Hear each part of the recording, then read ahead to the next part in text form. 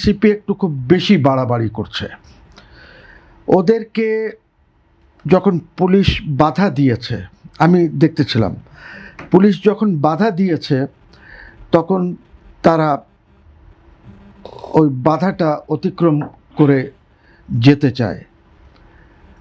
তারা যদি হবিগঞ্জ যায়,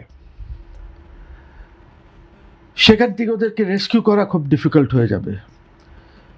হবিগঞ্জে একজন আছেন মিস্টার গাউস, জিকে গাউস, জি, হিজ খুবই ওনার সেখানে প্রভাব আছে।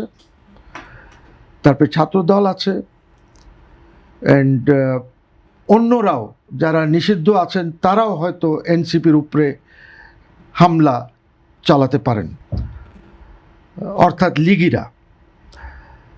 এনসিপি একটু বেশি বাড়াবাড়ি করছে।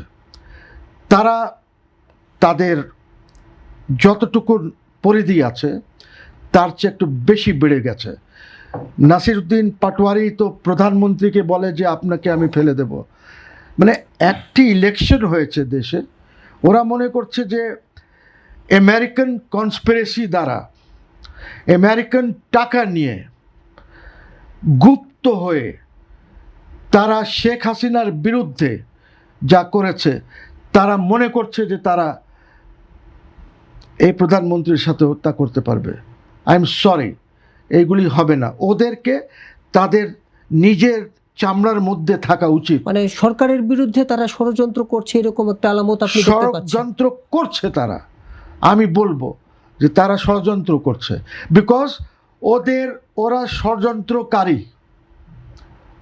ওদের পলিটিক্সই হচ্ছে ষড়যন্ত্র, ওদের পলিটিক্সই হচ্ছে গালাগালি, ওদের পলিটিক্সই হচ্ছে ইয়ে করা, আপনার মব সৃষ্টি করা। বুঝছি, এই পলিটিক্সটা যদি বাংলাদেশে গণতন্ত্র হয় তাহলে ওই পলিটিক্সটা চলবে না।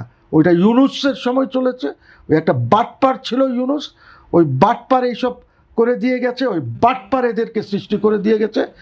এই জঘন্যতম কাজ করেছে সে। ওর তো ট্রায়াল হওয়া উচিত, এবং আমি বলবো আইসিটিতে ট্রায়াল হওয়া উচিত ইউনুসের। এত খারাপ কাজ করেছে সে। সো আমি বলবো that NCP should remain within their skin, ওদের খালের মধ্যেই থাকা উচিত। বেশি বাড়াবাড়ি করছে।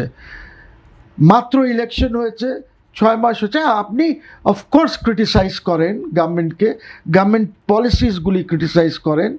আপনি গভর্নমেন্টকে বলেন যে যেখানে শেখ হাসিনা বলেছেন যে উনি আসবেন, গভর্নমেন্টকে আপনি উপদেশ দিতে পারেন যে ওনাকে আনার জন্য। যেরকম আমি বলেছি, শেখ হাসিনা বলেছেন উনি আসবেন। এনসিপির 14 গোষ্ঠীর ইয়ে নাই যে ঠেকাবে শেখ হাসিনাকে।